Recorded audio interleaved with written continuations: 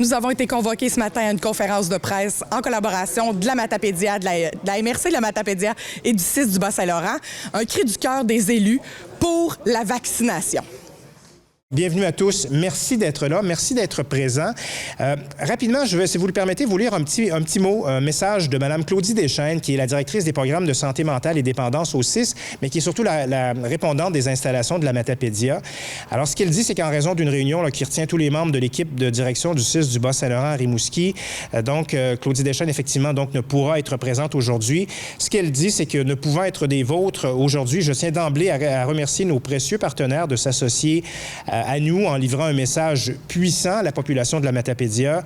Nous le savons trop bien, la dernière année et demie nous aura bousculé à plusieurs égards. La vie telle qu'on la connaissait a pris un tournant impossible à imaginer. Au Bas-Saint-Laurent, donc, à ce jour, plus de 4110 personnes ont été infectées par le coronavirus et de ce nombre, 54 en sont malheureusement décédés.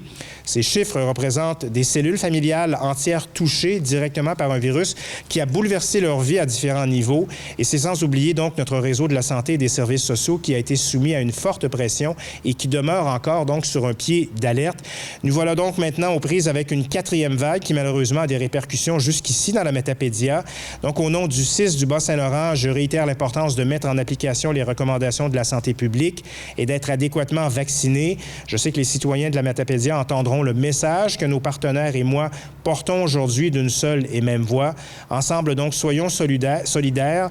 Il faut plus que jamais se serrer les coudes et éviter que le virus affecte nos parents, enfants, voisins et amis, ainsi que les personnes les plus vulnérables. Il s'agit d'un devoir collectif pour le mieux-être de notre population. Donc, au nom du CIS du Bas-Saint-Laurent, merci de nous appuyer en mettant donc toutes les chances de notre côté et en combattant avec nous le virus de la COVID.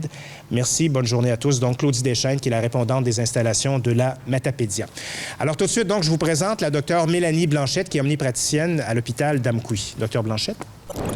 Je pense que le message est clair. Il y a deux enjeux majeurs que j'aimerais discuter aujourd'hui. La vaccination de la population de la Matapédia. Je veux avoir un message positif. C'est sûr qu'on encourage les gens, mais vous avez les débats positifs et négatifs de la vaccination sur tous les réseaux sociaux, donc je n'entrerai pas là-dedans, mais principalement de mentionner que la Matapédia, c'est seulement 77% de la population de 12 ans et plus qui est vaccinée, comparé à 85% de la population du Bas-Saint-Laurent. Donc, j'appelle les gens à aller se faire vacciner. C'est quand même le seul moyen qu'on a de diminuer la mortalité, de ne pas séjourner aux soins intensifs, de ne pas être intubé. Donc, c'est le moyen que nous connaissons de diminuer les complications de la COVID-19. Donc, c'est bien sûr très important. L'autre élément, c'est le dépistage. Donc, ce que j'aimerais que la population retienne, c'est que il n'y a pas à avoir peur de se faire dépister. C'est quelque chose qu'on vit au quotidien. Les gens sont réticents, ont peur de se faire dépister, mais ça nous aide vraiment à vous accompagner puis à vous soigner adéquatement. La seule manière qu'on connaît vraiment bien de ne pas attraper la COVID-19, c'est de ne pas la croiser dans votre quotidien.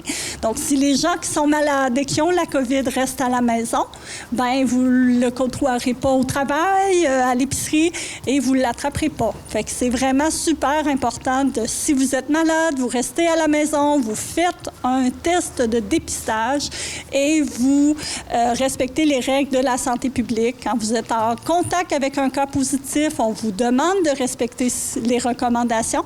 C'est la seule manière de prévenir les éclosions et la transmission dans le milieu. Donc, si on retient seulement ces deux éléments-là, je pense qu'on va avoir gagné. Merci. Merci, Dr. Blanchette. Merci beaucoup. C'est gentil. Maintenant, j'invite M. Pierre Damour, qui est le maire d'Amqui, qui nous accueille d'ailleurs chez lui aujourd'hui dans un majestueux décor. M. Damour, à vous la parole. Alors, je pense que je vais être bref. Le message est assez clair. Il n'y a pas de partisanerie dans ce débat-là, ni au niveau municipal, ni au niveau provincial, ni au niveau fédéral. Le message est clair. Faites-vous vacciner. Alors, c'est un passage nécessaire vers la liberté. Et je vous le dis, l'élément, là, vous voulez soutenir vos entreprises du milieu, vous voulez soutenir les commerces où le passeport vaccinal est exigé. Alors, je vous dis, faites-vous vacciner et ça va avoir un impact positif sur le développement de notre milieu. Alors, pour moi, le message est clair. Faites-vous vacciner et je pense que c'est un enjeu. Il m'apparaissait important que les élus municipaux, puis même les élus, donc la députée fédérale, le député provincial, qui joignent l'ensemble des élus, adressent le message à la population. Faites-vous vacciner. Merci. Merci, M. Lablais. Merci beaucoup. J'invite maintenant Mme Chantal Lavoie, qui est préfète de la MRC de la Matapédia. Mme Lavoie. Vous savez, le 15 septembre dernier, le Conseil de la MRC de la Matapédia a adopté une résolution qui, grosso modo, dit qu'on appuie les mesures sanitaires qui sont mises en place par le gouvernement, par la santé publique, et qu'on va faire aussi des pressions où on va s'assurer que ces mesures-là soient bien respectées. Fait que c'est le but aussi aujourd'hui de passer ce message-là à notre population, parce qu'évidemment, on le sait, la Matapédia réclame toujours les services, la dispense de services sur notre territoire, et présentement, la COVID a fragilisé ces services-là, que ce soit des services publics, que ce soit la santé au niveau scolaire, même au niveau de nos entreprises, nos organisations communautaires aussi. Donc, évidemment, on ne veut pas risquer qu'il y ait d'autres dommages qui se font à ce niveau-là. Donc, pour le faire, bien, il faut que les gens soient en santé. Et nous, on vous aime en santé, la population matapédienne. Alors, on souhaite que vous fassiez tout ce qu'il faut pour le faire. La vaccination est une des solutions, mais tout le respect des mesures aussi en place quand on va justement user de services et tout ça. Alors, on vous invite à le faire. Et comme je vous le dis, nous, c'est en santé qu'on vous aime. Alors, c'est notre souhait. On veut vous avoir en santé pour longtemps. Et évidemment, ça va nous permettre à tous de passer au travers de cette pandémie-là, puis de pouvoir vaquer éventuellement à d'autres occupations et à revenir à une vie un petit peu plus normale. Merci. Merci, Mme Lavoie. J'invite maintenant M. Nelson Pilote, qui est maire de Saint-Alexandre-des-Lacs. M. Pilote. Je suis maire d'une petite municipalité de la vallée, une des plus petites. Ma municipalité, par contre, est une des plus jeunes, si on peut parler d'âge. Beaucoup de jeunes couples y sont. Donc, on a une population qui contient maintenant beaucoup de jeunes en bas de 12 ans. Je pense que eux, en partant, c'est eux qu'il faut protéger. Parce que quand les jeunes amènent un virus comme celui-là dans l'école, ça devient très, très, très contagieux. On est chanceux à date. On n'a pas eu tellement de cas qui ont été très graves. Mais pourquoi attendre que ça le devienne? Moi, ce que je dis à ce moment-ci, c'est que c'est à la majorité silencieuse de parler.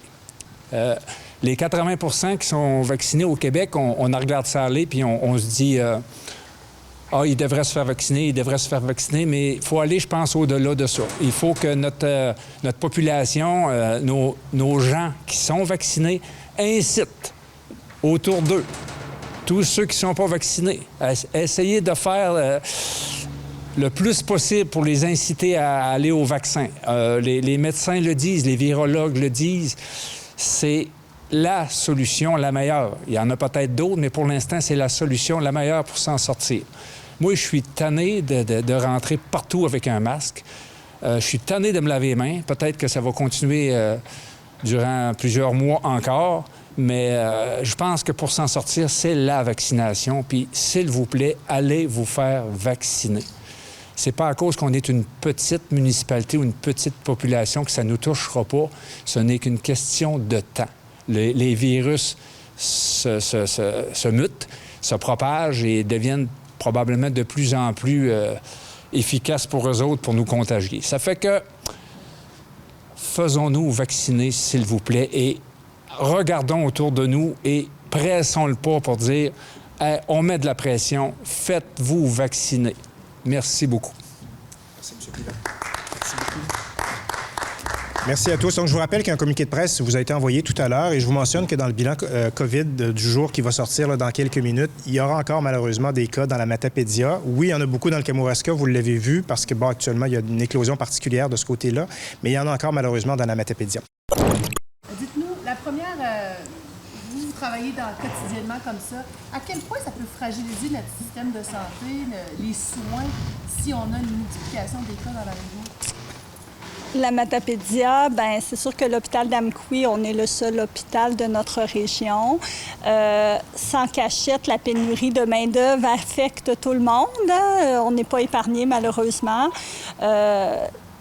Une infirmière auxiliaire seulement absente sur un quart de travail, ben c'est sûr que ça amène un manque de ressources. Donc, malheureusement, des fois, on a besoin de transférer les patients à l'extérieur. C'est une réalité. La Matanie, la Matapédia, on est des milieux similaires. Hein? Donc, c'est sûr que la pénurie nous touche.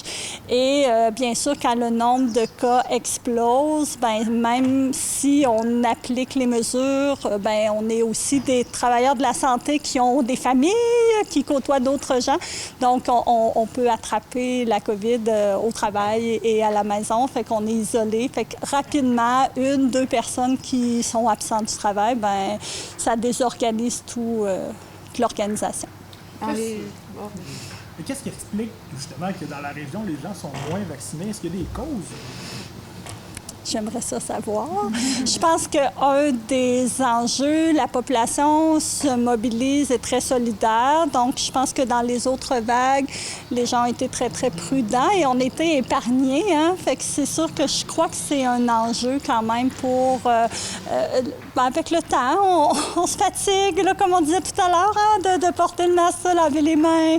On a hâte de voir nos familles, nos gens, de faire un colleux. Donc, je pense que c'est un des impacts. Là. Je pense qu'on croit que c'est ailleurs, mais malheureusement, là, on se rend compte que dans les 2 dernières semaines, ça arrive chez nous aussi. Dans ce que vous voyez dans votre travail, là, à quel point il y a une différence entre les gens qui sont vaccinés et les gens qui ne sont pas vaccinés en termes de la maladie? En fait, les gens qui sont vaccinés ont des symptômes moindres, sont vraiment moins malades.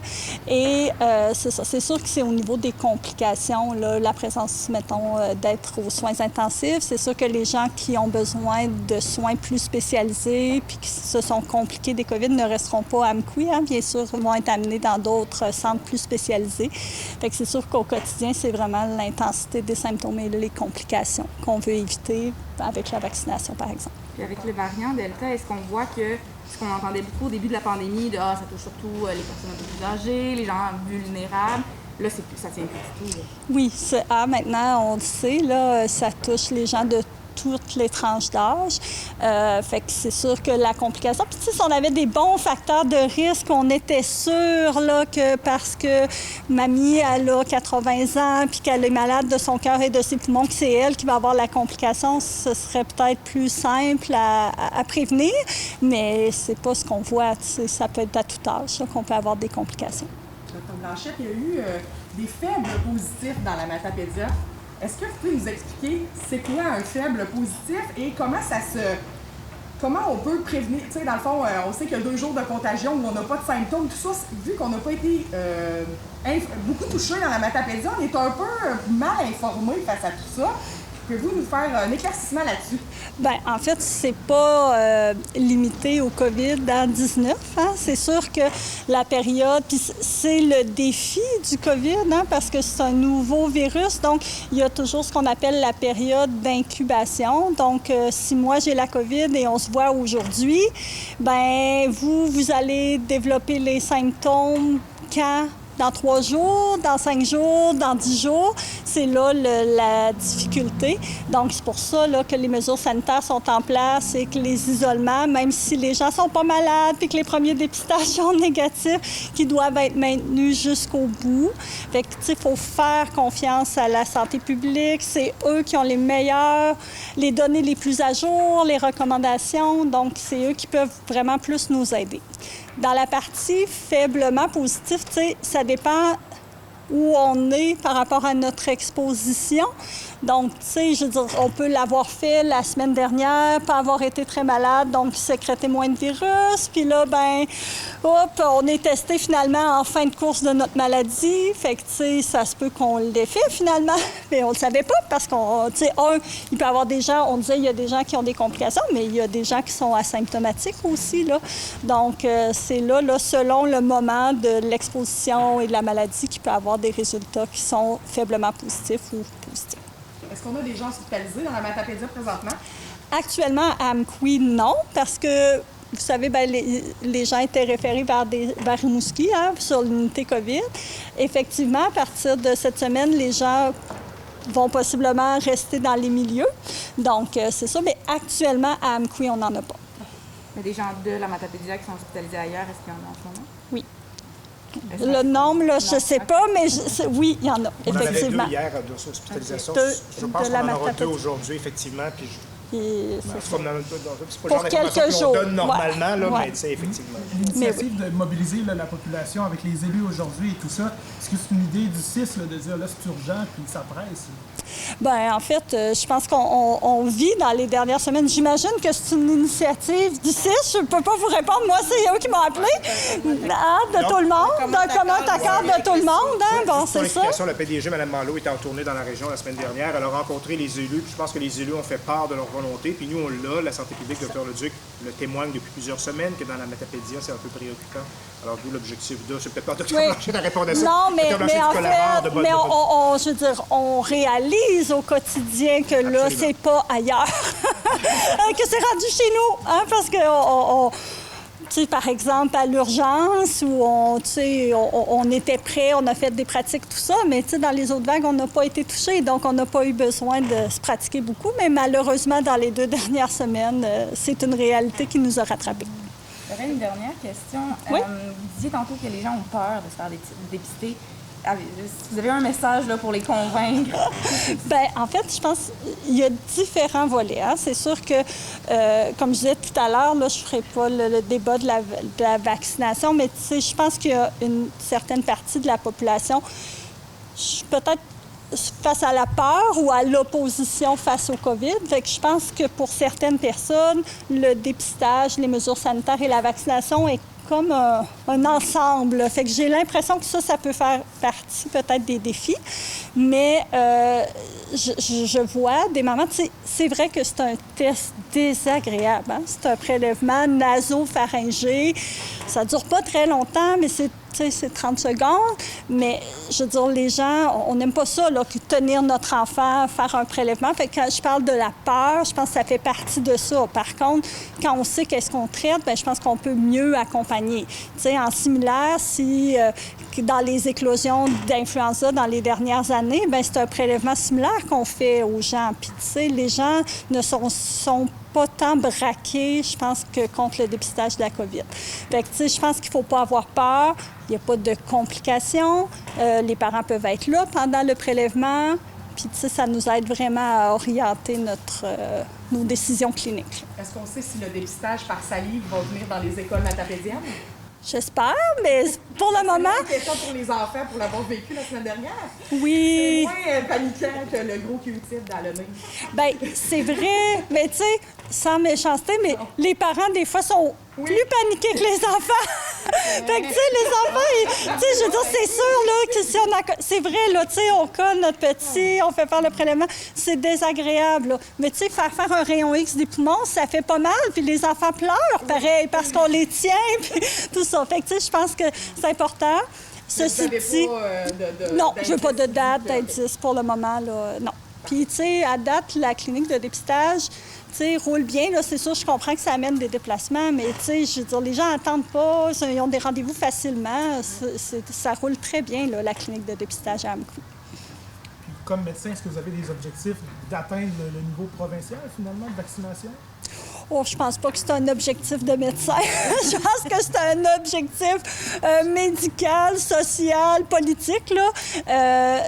Je pense que le meilleur chiffre qu'on aura sera le mieux, là. Pour les tests rapides de dépistage dans les écoles, le ministère a confirmé lundi que le Bas-Saint-Laurent allait se rajouter à la liste des autres régions. Mais ça va prendre quelques semaines avant que ça soit mis en branle. Ça vous va?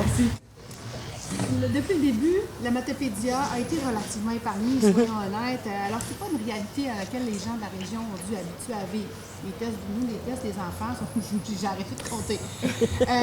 Mais Là, quand on commence à penser à notre système de santé qui pourrait être fragilisé, ça vous inquiète? Bien, le système de santé, au niveau scolaire aussi, ou même au niveau des entreprises, des organismes, c'est une réalité qu'on doit confronter, effectivement. Oui, ça nous préoccupe. Dans Matapédia, évidemment, je pense qu'il faut dire que depuis le début, le taux faible de contamination, et j'ose l'espérer, c'est parce que nos gens aussi ont bien respecté les mesures, les mesures sanitaires qui étaient en place. J'espère que ça se poursuit, parce que là, c'est ça, on le disait un peu tantôt, avec l'avancement et tout ça, on dirait que là, ça l'a baissé un petit peu. Les gens sont peut-être moins... Donc, on essaie de remonter ça. Au niveau de la Matapédia, on a aussi mis une cellule en place avec différents partenaires. Cette cellule-là se réunit toujours, s'est réunie depuis le début de la pandémie pour qu'on soit capable collectivement de voir les problématiques ou les éléments là, qui, justement, nous préoccupent, puis travailler tout le monde ensemble. Parce que oui, il y a une réalité qui est là au niveau de la santé, du secteur de la santé, mais le politique est aussi interpellé là-dedans. Fait qu'au lieu de travailler chacun de notre bord, on pense que cette cellule-là nous permet de mettre nos forces ensemble et nous donne des résultats, je pense, intéressants. La conférence de ce matin, c'est aussi ça. Puis je pense qu'on va poursuivre. Mais là, on est rendu à un niveau où, justement, le fait que la population s'est bien préservée, qu'il y a eu une belle solidarité au niveau des mesures sanitaires dans la Matapédia, a fait peut-être qu'il y a eu moins de cas, qu'il y a peut-être moins sensibilisé nos gens, qui fait que peut-être, justement, ils sont moins portés à aller se faire vacciner. Donc, aujourd'hui, c'est un appel à dire, bien, écoutez, cette mesure-là, elle est vraiment importante. Les 2 dernières semaines, on a vu effectivement qu'on n'était pas à côté, qu'on n'était pas une exception sur la planète. Alors, on pense que c'est important de faire cet appel-là à la population. Il y a quand même des gens qui l'ont fait. Puis, je pense qu'il faut continuer de persévérer puis de dire à nos gens qui ne l'ont pas fait encore. Il y a des moyens en place. Il y a des choses qui sont facilitantes aussi. La Vaccibus, là, on l'a vu passer dans Matapédia, va revenir. Donc, je pense qu'il faut vraiment faire un élan là, pour les gens, puis de leur dire, écoutez, on y croit, puis il faut faire ce geste-là. Quand vous disiez que ça affectait les services, là, la COVID-19, comment ça les affectait, les services? Bien, écoutez, la pénurie de main-d'œuvre, elle est partout au Québec. On la vit sur le territoire ici. Peut-être qu'avant la pandémie, on parlait plus d'une rareté, mais là, on est vraiment dans la pénurie. D'autant plus que la mise en place de mesures sanitaires, avec toutes les obligations, il y a des gens qui ont changé de secteur. On a des gens qui travaillent en restauration qui sont rendus en santé ou vice-versa. Il y en a de la santé qui sont rendus dans d'autres secteurs aussi. Je ne vous ferai pas le portrait. Je pense que vous l'avez autant que moi. Mais cette réalité-là fait qu'aussi, on a des entreprises qui doivent fonctionner avec des employés de façon réduite, des employeurs qui travaillent des heures incroyables parce qu'ils veulent combler ce manque-là. Ils essaient d'offrir le service. Le service est différent. On voit je ne veux pas nommer de nom, mais il y a quand même des commerces aussi qui ont changé leurs heures d'ouverture puis qui ont une offre de services différente. Au niveau de la santé, bien, si on voit là présentement, on sait la date limite du 15 octobre approche, ça nous inquiète aussi. Donc, si ça aussi, ça arrive, puis on sait que dans des temps plus ordinaires, là, j'aime pas cette appellation-là, mais c'est ça, on a déjà cette réalité-là. Dans le temps de la pandémie, ça nous inquiète davantage parce qu'on sait que ça peut être encore plus important. Fait que c'est dans ce sens-là, quand je dis qu'on craint, effectivement, là, c'est qu'on pense que peut-être des entreprises, c'est ce qu'on veut pas, qui ferment, des organisations qui soient obligées de fermer aussi, ou même au niveau de la santé, là, si on est obligé on l'a vu, là, il y a eu du délestage. Bien, ça aussi, ça atteint notre population. Au niveau des écoles, quand l'école ferme, une classe est mise en isolation. En isolement, c'est plus beau. Bien, l'hiver s'en vient, l'isolation s'en vient aussi, mais l'isolement, donc quand la classe est mise en isolement, bien, c'est toute une réalité pour les parents, pour les services de garde, tout ça, là, qui aussi affiche au niveau des entreprises des impacts importants. Fait que c'est pour ça que nous, les élus, on veut vraiment lancer ce message-là pour que, justement, toute notre économie, toutes nos organisations, on soit capable, dans le contexte pandémique, de quand même bien fonctionner, puis d'avoir une belle desserte de services, parce que quand on coupe des services, ça veut dire que nos gens se déplacent, nos gens retardent des rendez-vous, des choses comme ça, puis ça nous inquiète. Le message qu'on lance, c'est vraiment, on appuie la vaccination.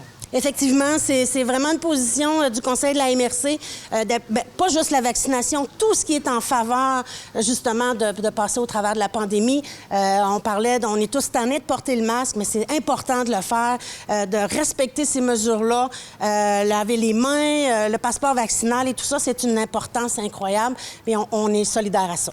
Est-ce que c'était une décision des 18 maires? Est-ce que c'était unanime, votre appui aux mesures? C'est comme à l'image de la population, hein? Il y a des pour, il y a des contre. On ne veut pas faire le débat, comme disait Dr. Blanchet sur ça, Blanchette. Mais je pense que ça a été à la majorité, mais une forte majorité. On va le dire comme ça. Puis justement, Oui? on parle, bon, la vallée, on dit qu'on a plus fait de taux de vaccination. Est-ce que, outre la conférence d'aujourd'hui, est-ce qu'il y a comme des stratégies ou des actions qui vont être prises éventuellement pour augmenter ce taux-là? Bien, la résolution est la première action aussi qu'on a pris. Déjà, la Matapédia, la cellule que je vous parlais tantôt, c'en est une mesure qui est là depuis le début. On travaille en collaboration vraiment avec tous nos partenaires, autant des affaires, du monde scolaire et tout ça. Fait que les stratégies ne sont pas toujours, puis vous le savez, tout le monde, ça va tellement vite, ça évolue tellement rapidement au niveau des différentes mesures, entre autres, qui sont mises en place, des fermetures et tout ça.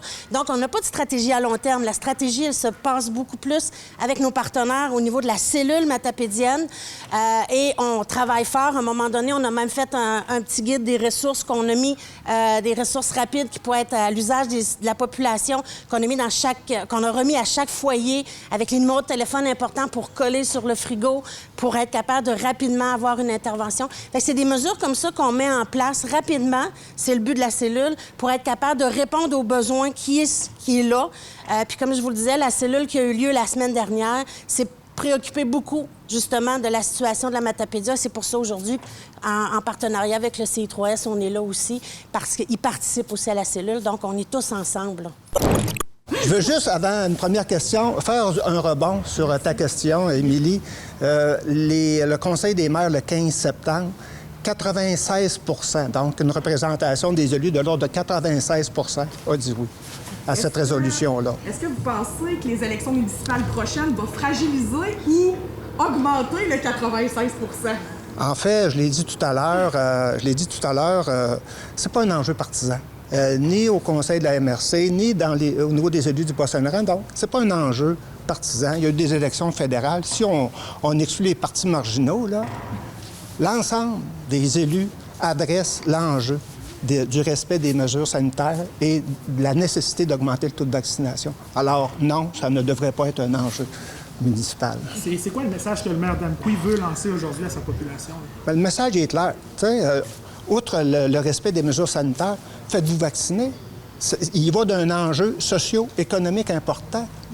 Moi, je suis vacciné, j'en suis fier. Puis je suis fier aussi d'aller prendre une bière jeudi dernier pour encourager la microbrasserie. Je suis fier d'aller à un restaurant puis de montrer mon passeport vaccinal. Alors, c'est ça le message. La liberté, elle passe par cette exigence-là. Et quand on voyage, là, si on va dans un pays dans lequel on a des vaccins qui sont obligatoires, là, bien, si on va aller dans ce pays-là, on se fait vacciner.